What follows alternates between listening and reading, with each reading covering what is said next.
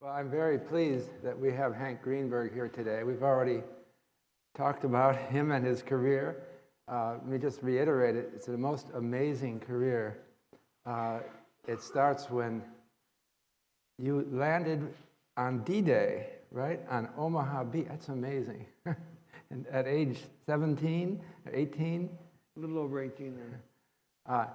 And this goes way, and then participated in the liberation of Dachau at the end of World War II. And then, not to be stopped, was involved in the Korean War as well.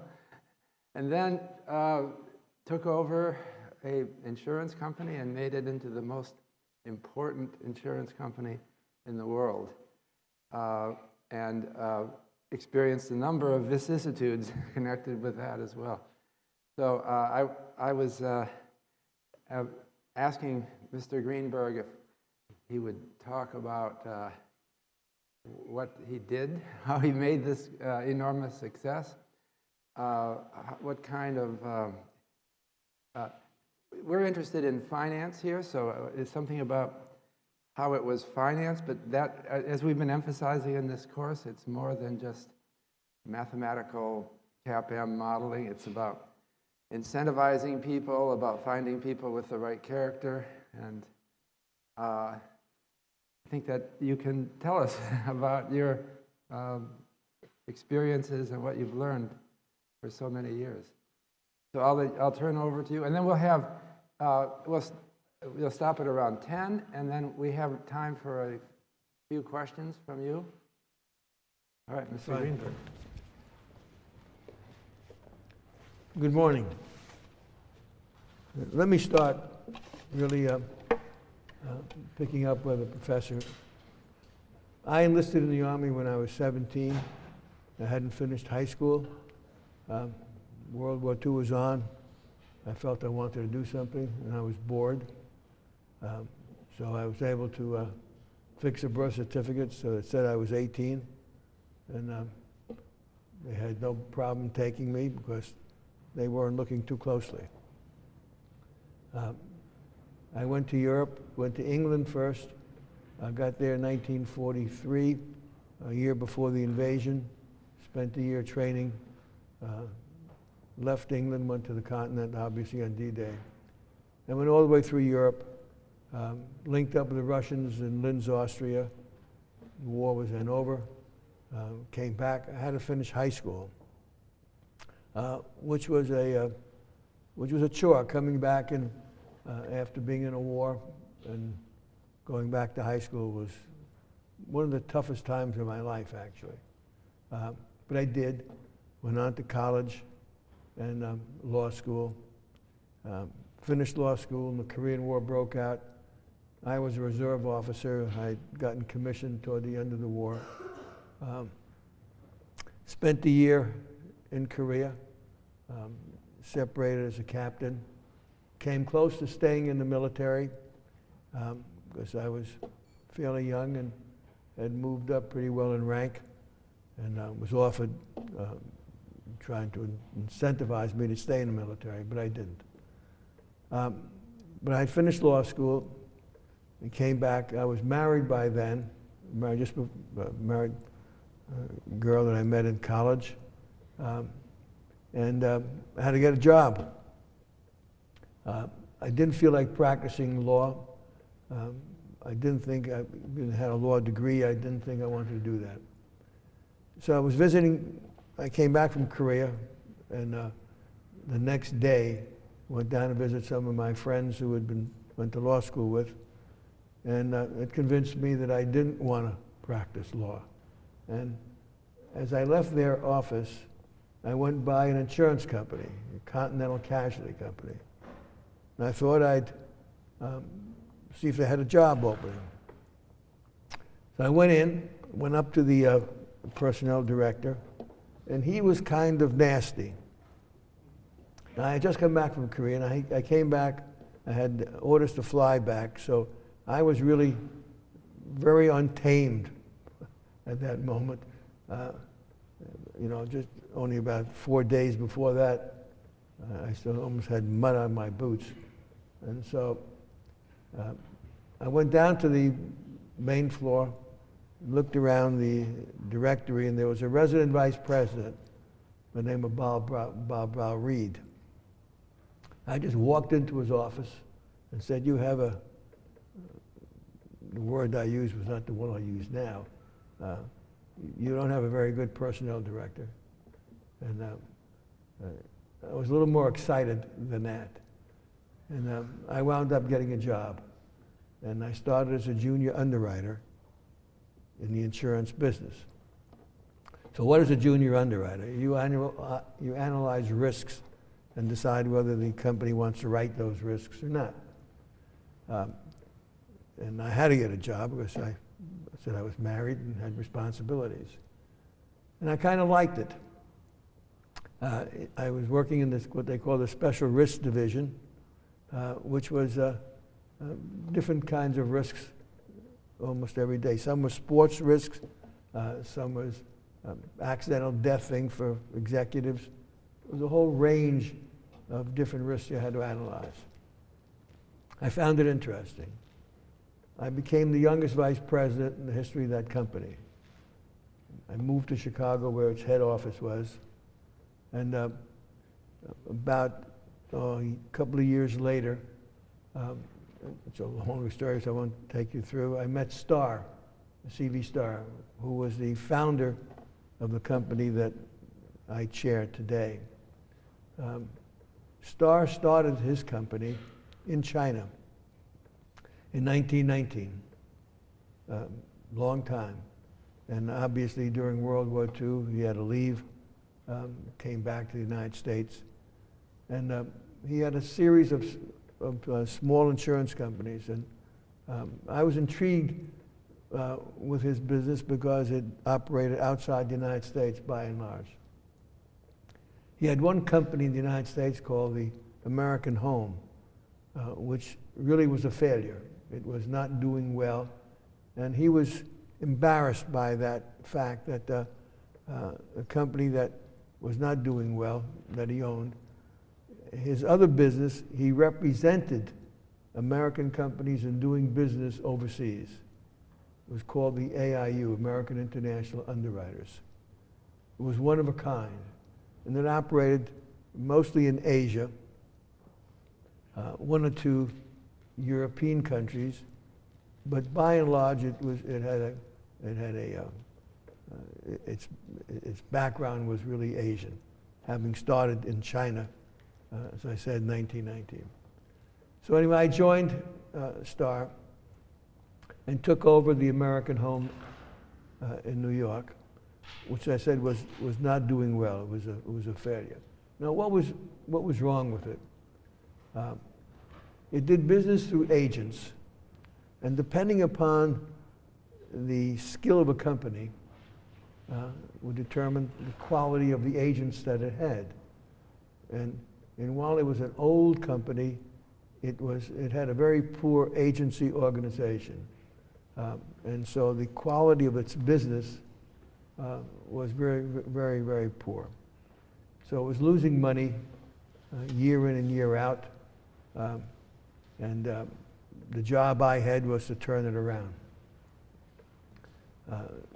To cut that short, I got rid of all the agents and went into what they call the brokerage business. Instead of writing small businesses, we began writing large commercial risks. And we needed a lot of reinsurance. I went to London, got Lloyd's to back that strategy.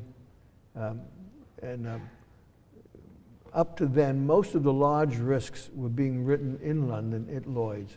Very few American companies had the skills to underwrite large, complicated risks, whether it was large property risk or casualty or marine, aviation, very difficult risks. And we assembled a group of quality underwriters, and we started doing that. We ultimately became the largest brokerage underwriting company in the United States. We were going to run out of capital. We were growing so rapidly and successfully. So I looked around for a couple of other companies that had the same problems that we had before we turned it around. Found one called the National Union. We bought that, got rid of all of its agents and agency business, and consolidated that into American Home. Kept its identity because it was a very old company. It was one of the oldest companies in the United States. And then subsequently bought the New Hampshire Insurance Company, did the same thing. By now it's in the mid-60s, and by 1967, I created AIG, put a holding company on top of these three companies, and AIG was born. In '67, I also became the head of C.V. Starr and Company, which was the owner, by and large, of these insurance companies. Starr died in 1968, but he saw the beginning of AIG that was formed. We also owned a life insurance company called American Life that did business outside the United States, and we consolidated that into AIG. So we had both a life and a non-life business, and we were expanding internationally. We ultimately did business in 130 countries. We opened markets around the world. We introduced new types of insurance. One of the things that made us different was that we continued to evolve new products that whether business or individuals needed. For example, we were the first ones to introduce directors and officers liability insurance in the United States. We introduced political risk insurance. American companies doing business in very difficult environments where their business might be nationalized or confiscated, we insured against those risks. We introduced kidnap ransom insurance. American companies doing business in not so friendly countries where some of the employees might be kidnapped and held for ransom. We insured against that. And we put together a unit that helped find and get their release, sometimes on a friendly basis, sometimes not so friendly basis. So we're very creative in developing products that American business needed around the world. We began to diversify because the insurance business, the property casualty business, is a very volatile business. You're subject to earthquakes, you're subject to hurricanes, you're subject to different economic environments, and that affects the outcome of your business. And so we wanted to diversify not just within the property casualty business, but globally. That's why we entered so many countries around the world, which gave us diversification. More diversification in your business provides greater stability. And that became one of the things that was very important to us.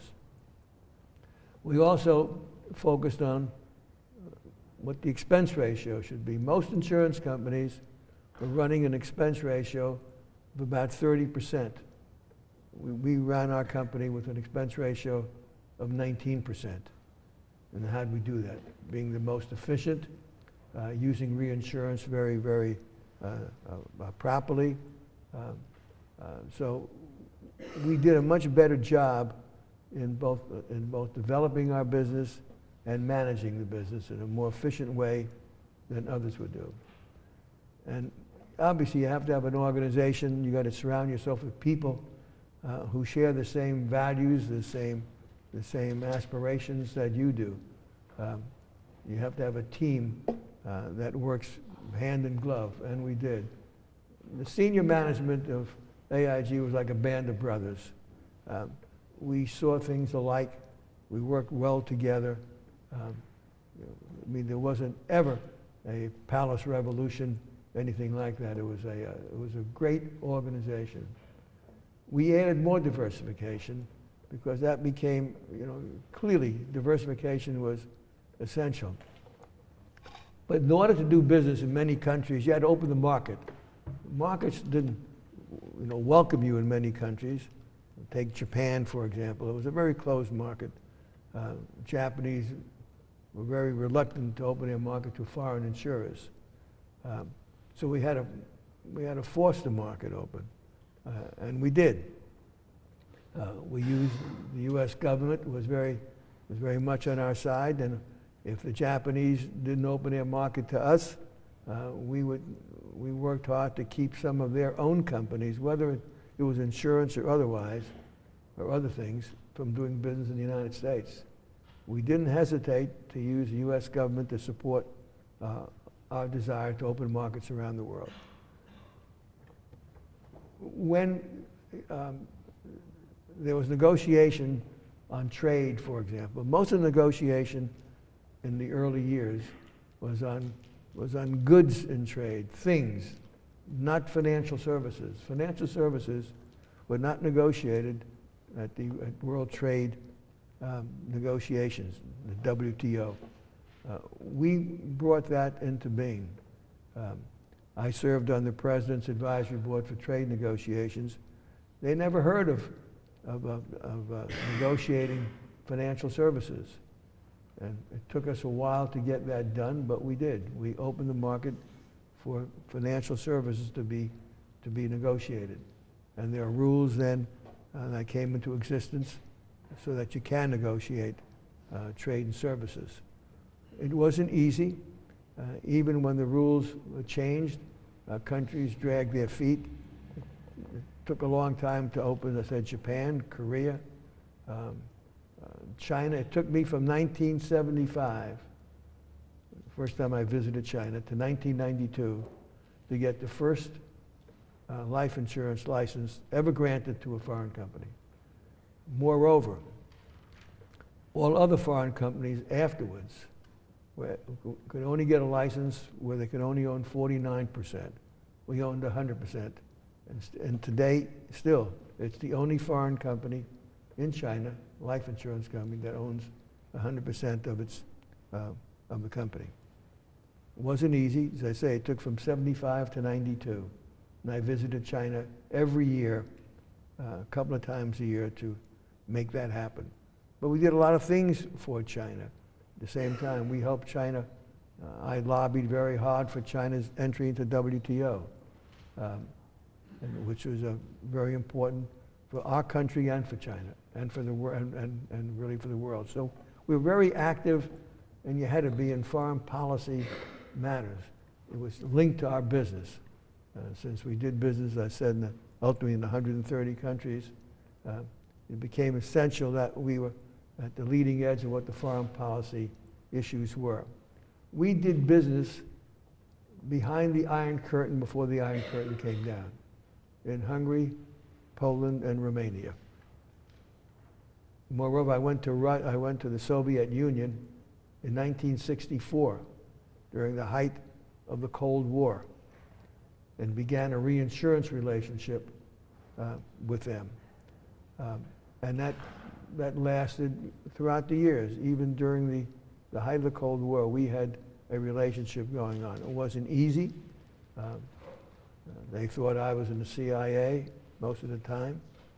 It was a difficult thing, but we persisted. And when the Iron Curtain came down, we had a head start against anybody else.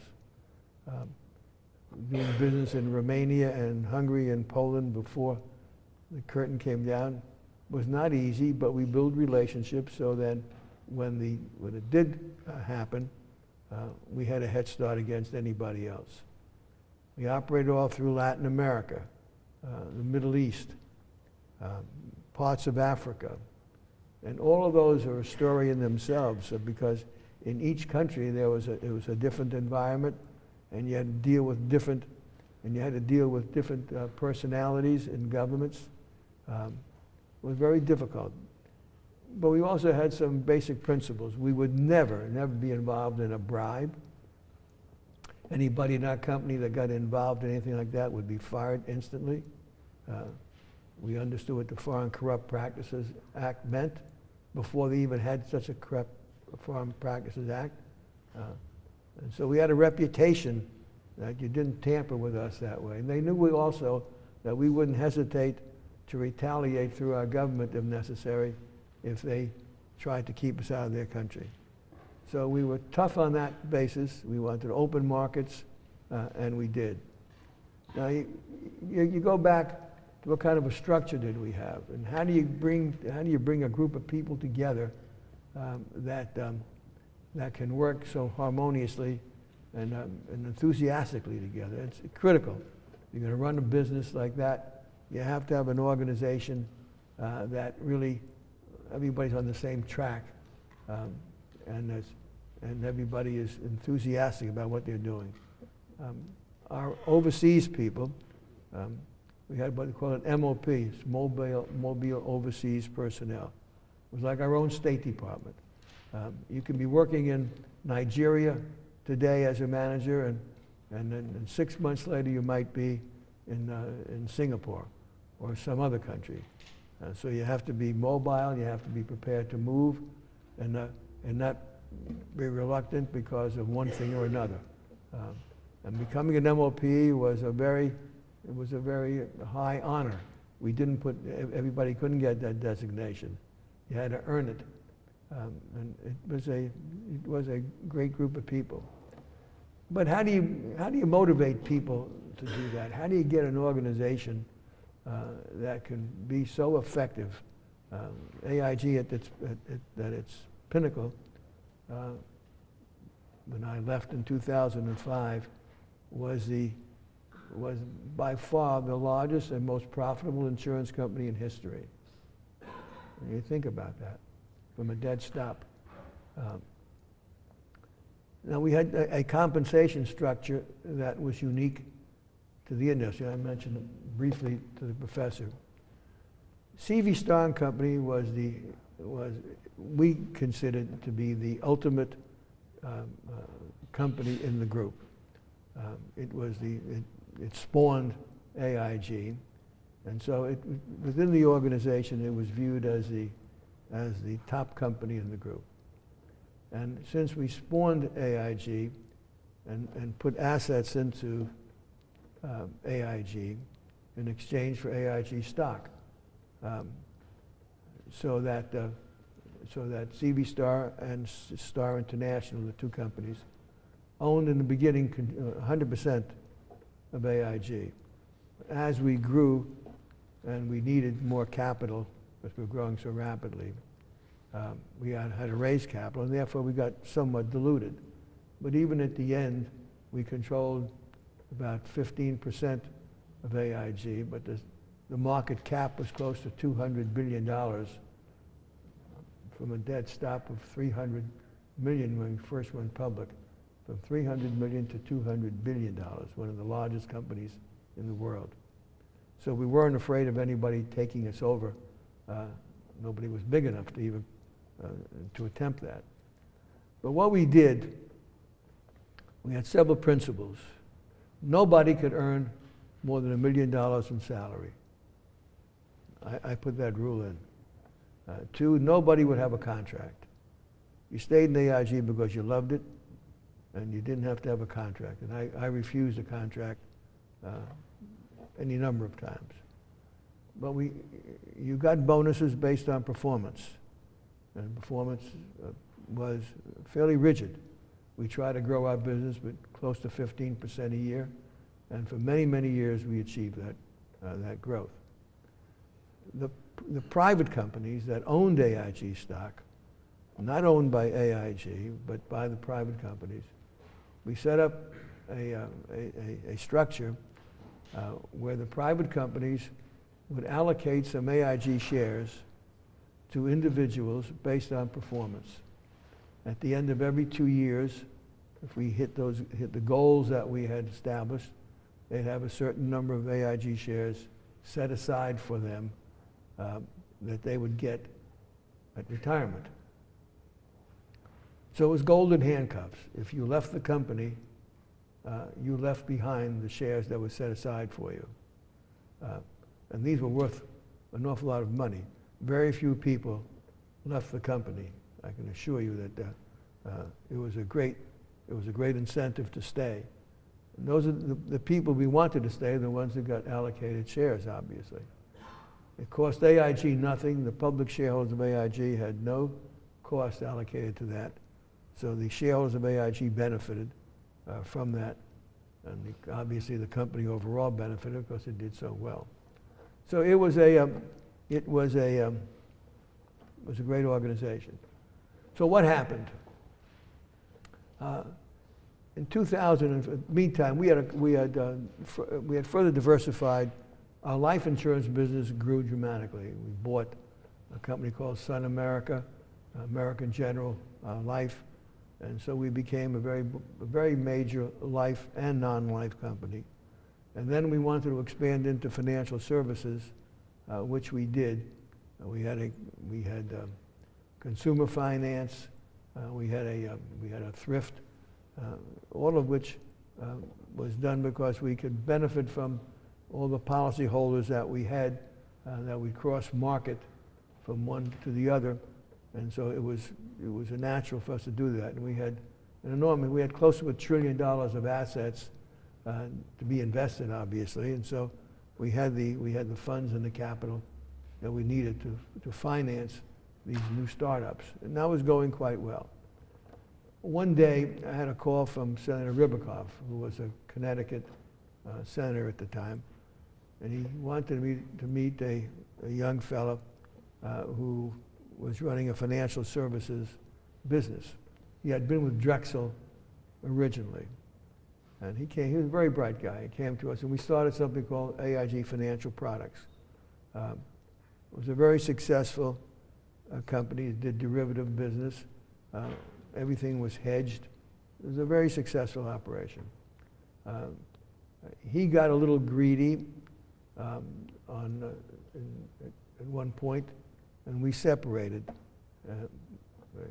He left. We wanted him to leave, and we put somebody else in who was very, very good man.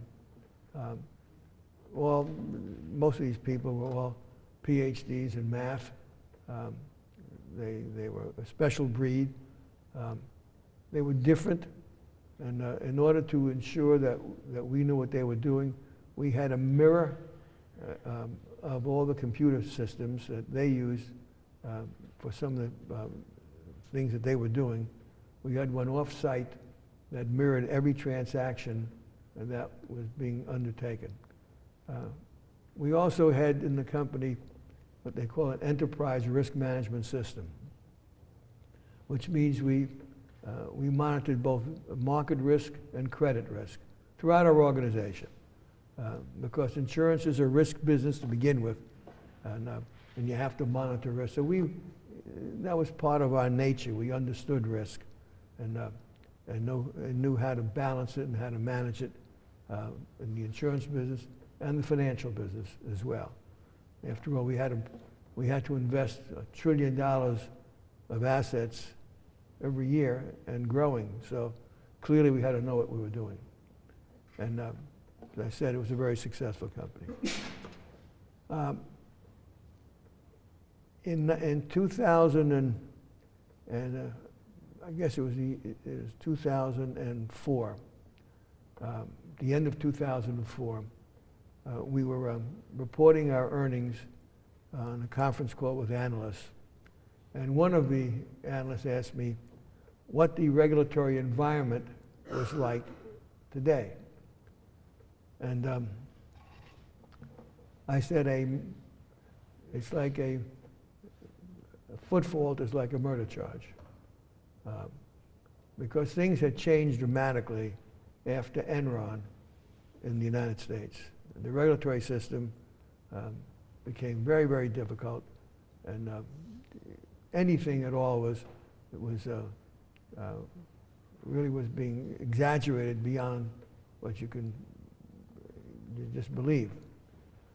The next day, we got a subpoena from Eliot Spitzer, who then was the Attorney General in New York. Now, I should say a word about this, because there was a major change in the regulatory environment after Enron. And in some states, in New York particularly, the Attorney General office has been used as a platform to run for governor. It became a politicized office.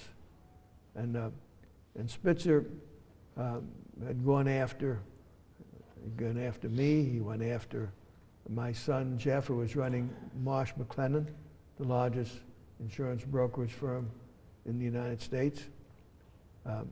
He went after Sandy Weil, who was running Citigroup, went after Merrill Lynch, all to promote himself as a attorney general who was helping the people, quote unquote. He destroyed several $100 billion of value, is what he did. He got elected governor, and you know the outcome of that. It was a very short tenure. He got caught with prostitutes and had to resign. But he left behind a lot of broken companies. I was forced to leave because he threatened the board of directors of AIG that if I didn't leave the company, he was going to indict the company. He went on national TV and accused me of accounting fraud in the company. And just before Thanksgiving, he dropped all those charges because nobody reads the newspapers the night before Thanksgiving. He was a bad actor. So I left the company in 2005.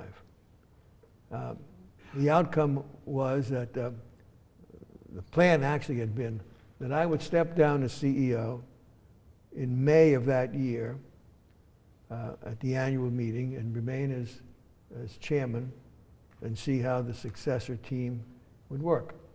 At that point, we had 92,000 employees, and not a small company, to make sure that the new management team would be able to handle the diverse businesses that we were in. These were all experienced people. There was nobody new in that role. I believe that we wanted to have the new team come from within the company, not from outside, because they had to understand what we were. And we had a culture in the organization that was quite unique. And you can't just change a culture of a company instantly. You build a culture over many, many years. In any event, I was out. The new chap who came in, Martin Sullivan, who had been a senior man in the organization for years, but he attended every senior staff meeting that we had for years. We used to meet, we had several different, I won't go through all of that, but several senior management meetings that were critical to knowing what was going on throughout the organization on a real-time basis. We'd meet every Monday morning, about 15 people, represented the entire organization. They'd be reporting on everything that was happening on a real-time basis. There was a second meeting held on a Wednesday every morning that dealt with hedging full-time and risk management. Those two subjects were on a real-time basis weekly. And of course there were people working on that on a daily basis. But anything that was out of the ordinary would be surfaced at these meetings. For some reason or other, he discontinued those meetings. I can't understand why, but he did. And what's very disturbing is that the audit committee of AIG's board knew that and did nothing about it. The outcome of that was then that AIG Financial Products loaded up on credit default swaps. They did more credit default swaps in the 9 months after I left the company than we had done in 7 years. Now let me say something about credit default swaps because I think it is important. A credit default swap originally was created so that if a security, in this case CDOs, which was really a product that was mostly real estate put together and packaged and sold as a CDO. Originally, those instruments had to have a default before a before a CDS, a credit default swap, would respond to that instrument that defaulted. Someplace along the line, that was changed so that you didn't have to, the instrument didn't have to default. It simply had to lose value, and you had to put up collateral. The ones who issued the credit default swap had to put up collateral equal to what the loss of value, even though it wasn't realized, of what the CDO had lost in value. That change played a major role in what happened in the recession that we've just have gone through, particularly on Wall Street. Putting up more collateral meant you had to have a lot of cash on hand. No matter how big you were, it became a very important issue as to the ultimate demise of several companies, including the problems that AIG ran into. They were called on for billions and billions of dollars of collateral, which ultimately, I don't care how big you are, you run out of cash, which they did. One of the problems was in trying to determine what is the value of a CDO, since there was no price discovery, because there was no exchange in which you traded the CDOs on. That was, strangely enough, during the Clinton administration, the Treasury Department, then run by Bob Rubin, turned down the question of having an exchange and regulating credit default swaps. So you had a situation where every broker-dealer had a different price for a CDO. So what was how much collateral did you really need to put up if you couldn't tell what the price of one was? In this instance, Goldman Sachs had the lowest price of any CDOs that were being called on for collateral. And since AIG Financial Products did a great deal of business with Goldman Sachs, they were being called on for more and more collateral. They ran out of cash. Now, the insurance companies were all very, very solvent. They had, it's state regulated. You can't just take their capital for something else. They were protected. All the policyholders were protected under the fact that there was state law and not federal law that governed the insurance companies. But AIG ran into difficulties. I was not in the company. I would have handled it much differently had I been there. I would not have responded to the call for collateral when you couldn't tell what the price discovery really was. I would have said, I should add one other thing. AIG was a AAA rated company when I was there. The day I left the company, it lost its AAA rating.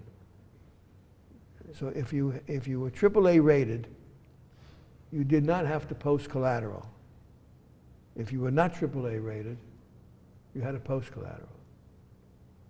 So AIG ran out of cash. So they turned to the Fed for help. You got to remember, this is now at a time when Bear Stearns first got in trouble, and they found a buyer in J.P. Morgan, which really J.P. Morgan got Bear Stearns for nothing practically. There were 6 months in between Bear Stearns and Lehman Brothers. What did they do during that 6 months, the government that is, to prepare for any kind of financial upheaval? There was no plan to deal with what was about to descend in the financial markets in the United States. So Lehman Brothers, who could have been saved by the Fed and was let to go down, And that caused a run on virtually all the banks.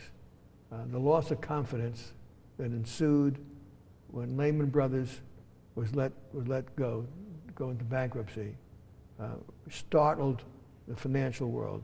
And everybody that had any money in any of the investment banks or banks was pulling money out. And so there was you couldn't borrow any money, the markets froze, and so there was an ad hoc approach to doing things. So Goldman Sachs and Morgan Stanley, both of which were going to have a problem, were given a bank holding company license. That gave them access to the Fed window, and they could borrow money at virtually no cost at all, practical. The Hartford Insurance Company here in Hartford, a medium-sized company, was also given a bank holding company license. And AIG was denied one. So AIG was left to really find a solution. So they went to the Fed, the New York Fed, which I had chaired, incidentally, for about 7 years before. So I knew the people in the Fed quite well. They borrowed $85 billion from the New York Fed at 14.5% interest. And the Fed took 79.9% of the equity of the company. So they essentially nationalized the company. Now the money that the AIG got, the $85 billion, at these terms was just outrageous. They then had to pay the CDOs that you couldn't tell what the real price was because there was no price discovery. You could have negotiated to the value of those at about 40 to 60 cents on the dollar, but the Fed made them pay 100 cents on the dollar.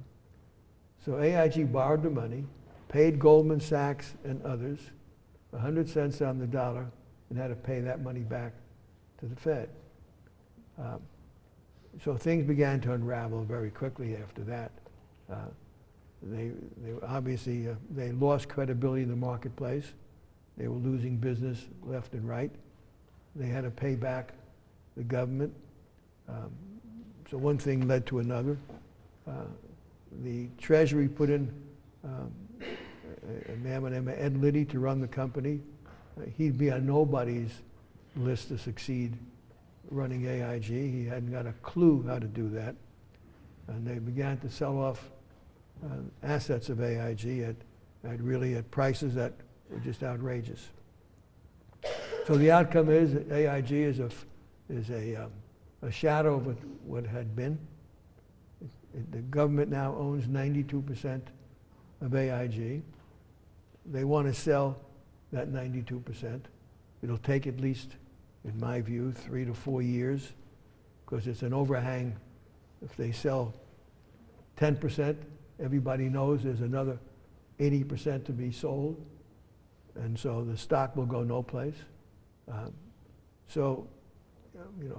Do I feel bitter about it? Yes, I do. I feel very bitter about it. So what am I doing? I'm running CV Star & Company and Star International. We're building it back into a major organization. When I left AIG, CV Star & Company had 300 people. We're about 1,000 right now, so we're adding employment to the country. And that's coming along. We're entering it. We're doing insurance. We formed 3 new insurance companies. We're doing business in probably about 30 countries right now. We have a big Lloyd's operation. We operate throughout the European market. I'm going to China next week. We'll have a joint venture in China by the end of April. We'll be in Southeast Asian countries, all of which we know for years and years. And we have a big investment operation. I'm giving you a shorthand version of what really is happening, but how much time have I got? 10 minutes. All right. So I think there's a lot to think about. Why did we get into this trouble in the country? What brought this about? How could a country as wise as we are and financially literate as we are do what we did? And I have my own thoughts about that, but let me just rattle some of the reasons off that I think. There was a desire in this country during the Clinton administration that housing should be an opportunity for everybody. Everybody should have the right to own a home. There wasn't much differentiation whether you can afford one or not. Historically in our country, mortgages were granted by local banks who knew the individual and would work with that individual if they got into any trouble. When the Clinton administration decided to expand housing, Fannie Mae and Freddie Mac were buying mortgages from these local banks, and the local banks would only service the mortgage, but they really didn't have any financial involvement after the mortgage was sold. And clearly many people got mortgages and homes that couldn't afford it.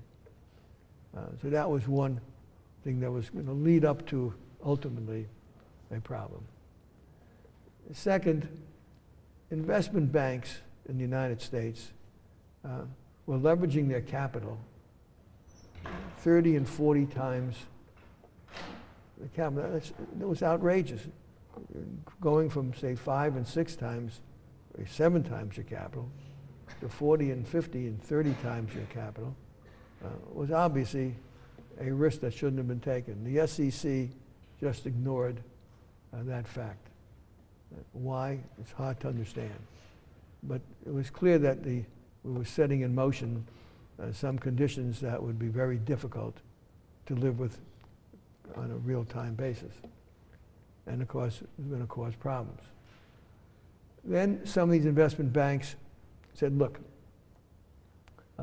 our job is to be creative and create products. So they took some of these mortgages that were being now written for people who didn't have really the right to own a home. They just didn't have the financial needs. They didn't have the financial background for it. They packaged these mortgages into a product.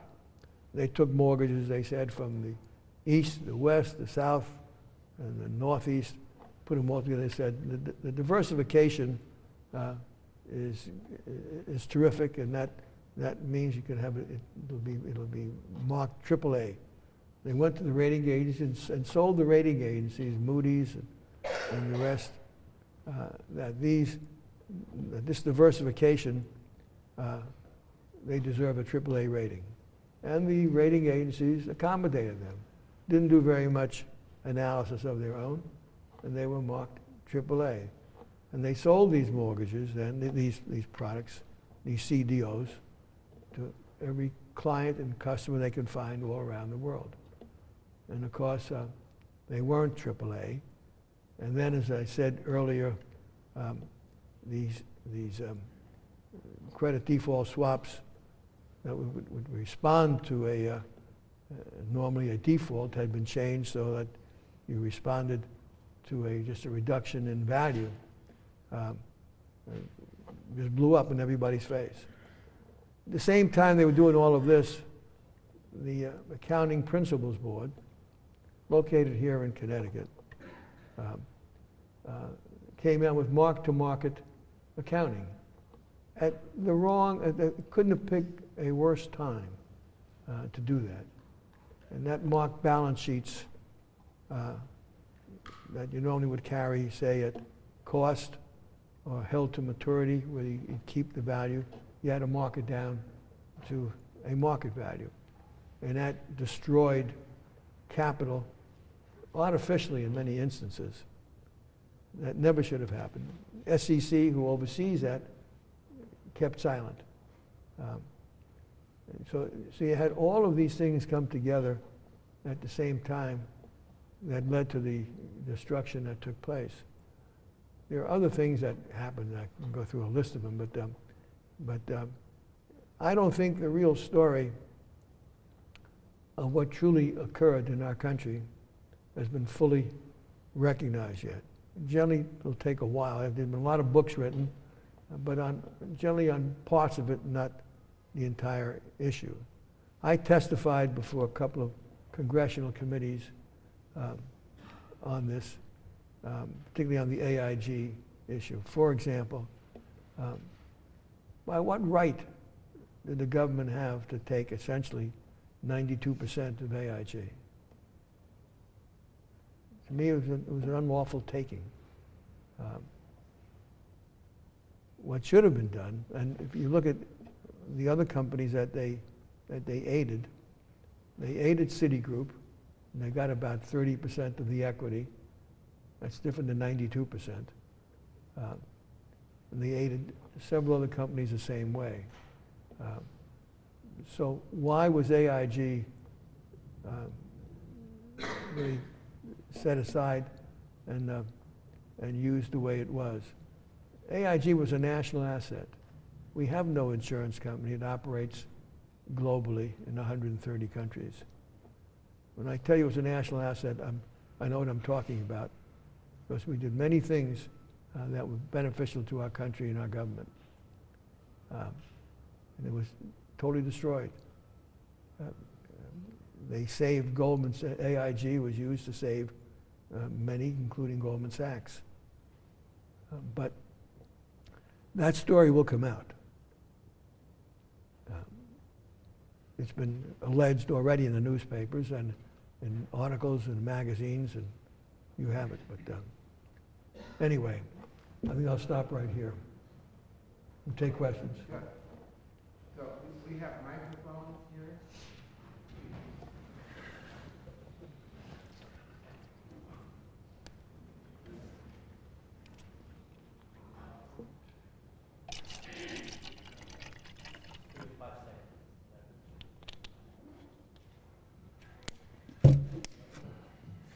No? Yeah, cool. So when you were talking about the culture of your organization, you mentioned that you do not prefer having contracts with your employees. And I'm wondering what that means not to have contracts, and why do you do it? I didn't quite understand it. Contract. Yeah, I didn't think that you ought to hold an employee and have a contract that you stay if you weren't doing the job. But you have to start someplace, and it started with me. I refused the contract. I thought that if I wasn't doing the job, I shouldn't be forced to stay in the company. They should have a right to have a new CEO. So I turned it down. Is that because the contract couldn't be explicit? Well, no, the contract say that if you have a 5-year contract, at the end of 3 years, if the company's not doing well, why should the company be forced to keep you for 2 more years?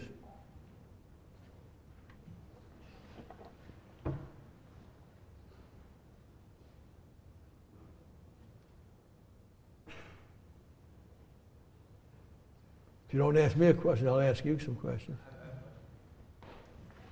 I don't think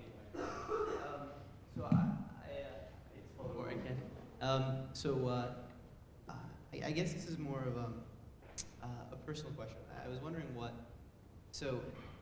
we're all in school and we don't have jobs yet. And so in thinking about careers, it's an important decision. So I was wondering what made you really enjoy your job? Was it the success you had? Was it the day-to-day activities? Was it the impact you made on being a part of AIG?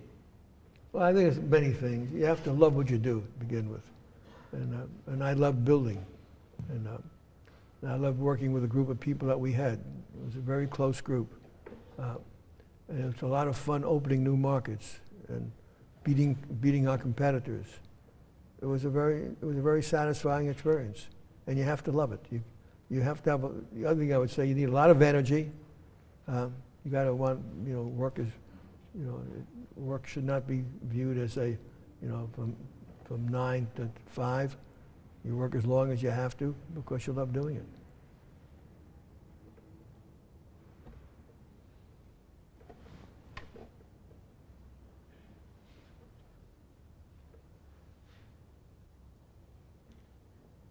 This also kind of reminds me of Bear Stearns and another very experienced chairman, Ace Greenberg, kind of warning his board. Sorry. I'm not hearing you.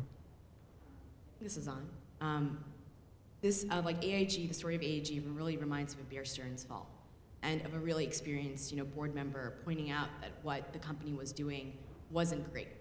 So can you talk to, I guess, the idea of having experience in this field and the fact that, companies were boards weren't working was also like a core problem in the financial crisis. So can you tell me a little bit more about that and how you felt afterwards? I didn't quite hear that. Did you hear? Boards were not working properly. Boards were not working properly is absolutely right.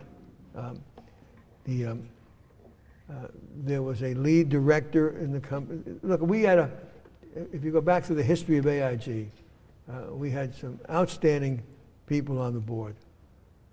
Over a period of time, some retire, some die. But we had a pretty good board. Carla Hills, for example, was on the board, and she was an outstanding director. She had been in the cabinet of George Bush the first. She was a terrific director. Bill Cohn, who had been Secretary of Defense, was a director. Dick Holbrook recently died, was a director. So we had some good directors. On the other hand, when Spitzer threatened the company, many of them just folded. Not Carla Hills and not Bill Cohn, but many others. And you don't know how people are going to respond until they're confronted with an issue. But there's no question that the board failed, in my judgment, to recognize what was happening after I left.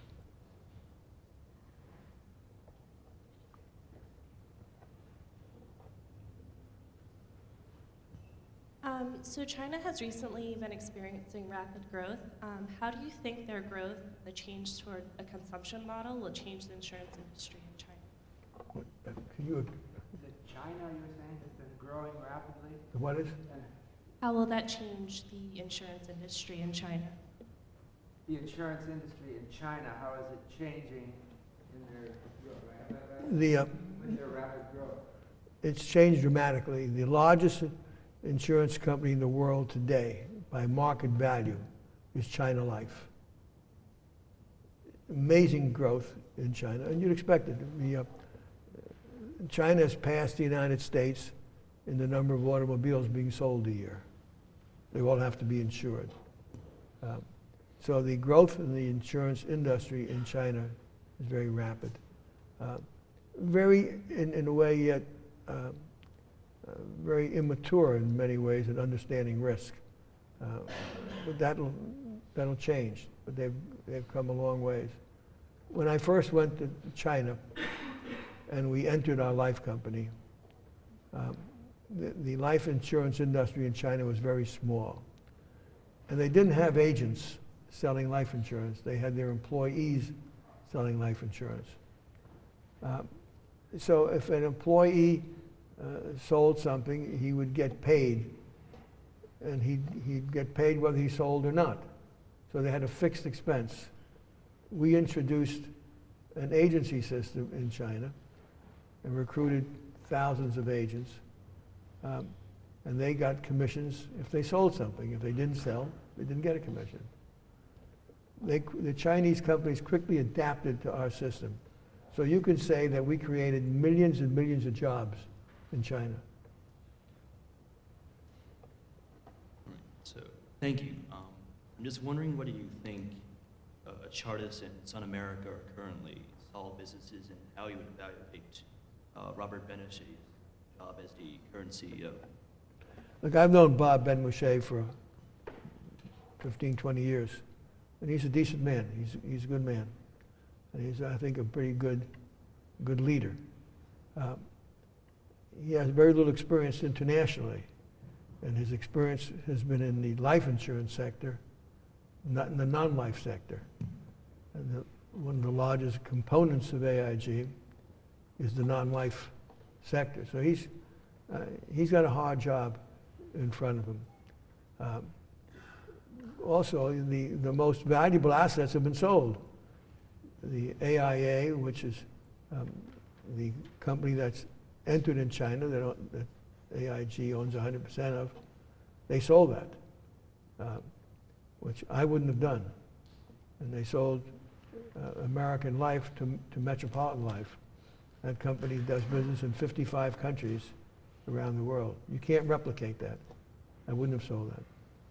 So AIG is a shadow of what it was before. Ben Mouché's got a tough job. He doesn't know the non-life business very well. And the culture of the company is gone. Most of the people who work there, who were some of the better people, have left. Many have come to me, working in CV Star and Company and in our agencies and our insurance companies. It's going to be a tough job. But he's a good man. I like him. Hi, good morning. During your speech, you alluded to the destructive power of credit default swaps, and what I find interesting is different countries have taken a very different approach. Some European countries have absolutely banned credit default swaps. China, most notably, introduced them in the market recently, but put a cap on the value with the underlying amount. So my question really is, what sort of regulation do you think would work well, both at the national level and possibly the international level? That's a good question. I would do at least two things. First, I would go back to where credit default swap would only respond if the underlying instrument that it is supposedly insuring defaults. In other words, I would not respond to just a reduction in value, because if you look at all those CDOs that the credit default swaps were covering, most of those have recovered in value. Okay, so that there was a temporary reduction in value, but they didn't default. And so what it led to was unnecessary chaos in the market. The second thing I would have is an exchange where you get price discovery. Without price discovery, you're back where you were. And so you have to have that.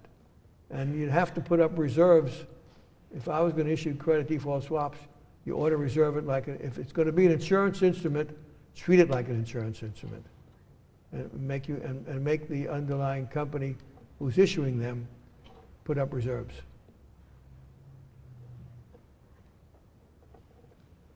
It can be a bit intimidating sometimes to hear or learn or read about the insurance industry because of the regulation and the billions and billions of dollars that are always involved, et cetera, as a student.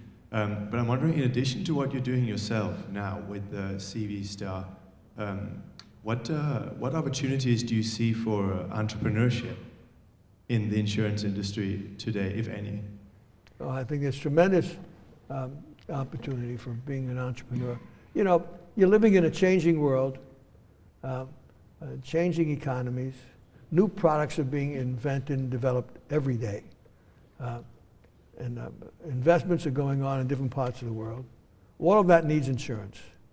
And so there's great opportunity to be creative in the insurance industry and differentiate yourself from everybody else. I'm about to do a joint venture insurance company in China. The one we're doing the joint venture with is a very traditional company. We will change that in less than a year into something different. And that's exciting to do that. So I'm looking forward to it.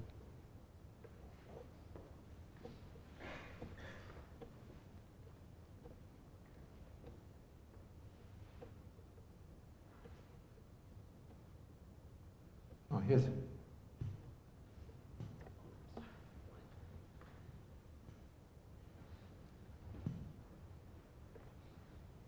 Hi. Do you think that, I mean, with the recent financial crisis, we've seen a lot of government intervention and interaction with the sort of private world. And I was wondering, do you think that the government should have any role other than just keeping things fair? Do you think they should intervene when these companies are having big issues that happen to AIG? Do I think government should intervene? I think that the least amount that's necessary. I don't think that, I think that if you're asking the question, too big to fail, I think there are some institutions that probably would cause chaos if they failed. But I would make that very, very few and far between. But what troubles me is what happened in this recession and government intervention. They picked and chose who they wanted to save and who they didn't. It wasn't even-handed. It was done with the intent to save some and not others. The real story of what happened has not been printed yet. After all, it's very common knowledge that Paulson, who was then Treasury Secretary, was surrounded by Goldman Sachs people. I'm not making that up. That happens to be a fact. And so, how objective were they in what they were deciding to do and not do? I think that there are times government has to intervene, but I happen to believe in the private sector, the ability of Americans to create jobs and businesses, and government should be small. Government-created jobs are not the best jobs. Private sector jobs are the best jobs, in my judgment.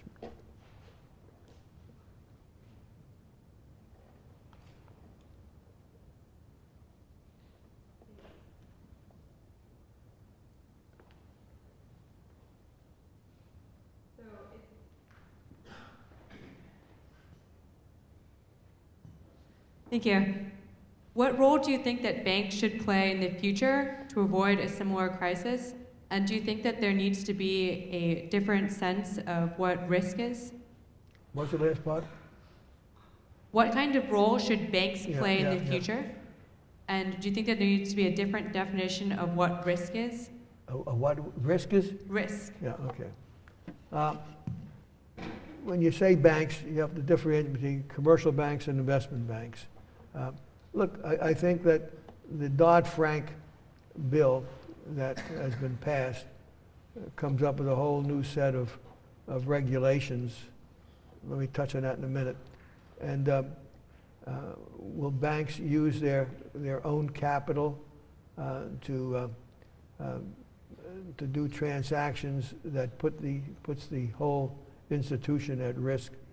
Probably will not be the way it was. I think the Volcker rule, which would limit the amount of individual transactions that might endanger the bank, are going to be limited, and have to use a off-balance sheet approach so that doesn't pollute the rest of the bank. Investment banks, for example, that may have done transactions that bet against their own clients, I think should be outlawed. If an investment bank is selling me, say, invest in the XYZ CDOs, and then they take a position against that, it seems to me that that's immoral and should not be permitted. Now, the Dodd-Frank bill was enacted before they even had any of the response of all the investigations that were going on. It seems to me they should have waited and hear what the investigators had come up with before they passed a new law.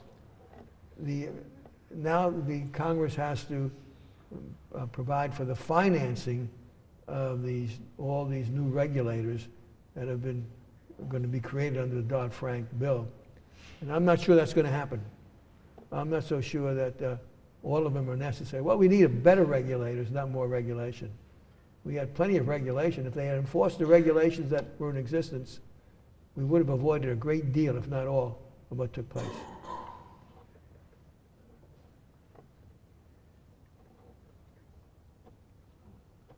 One more question.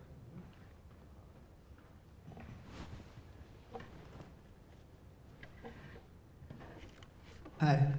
You mentioned earlier about how AIG attracted and retained the best people in the business, and that's how they grew because of the strong culture there. But if you're starting a new company or even entering, in a management position at a current company, how do you go about building that type of culture that just fosters growth? How do you build the culture that you talk about? The culture starts at the top. Okay? It's got to start with the individual running the company. And the same thing as I say in risk management. The CEO is the top risk manager in the company. You have other people involved, but you're the risk manager. You decide how much risk you really want to take. And the same thing is true in culture. You build a culture based upon your performance, what you stand for, what you believe in, and you surround yourself with people who share those beliefs. If they don't, they'll feel out of step.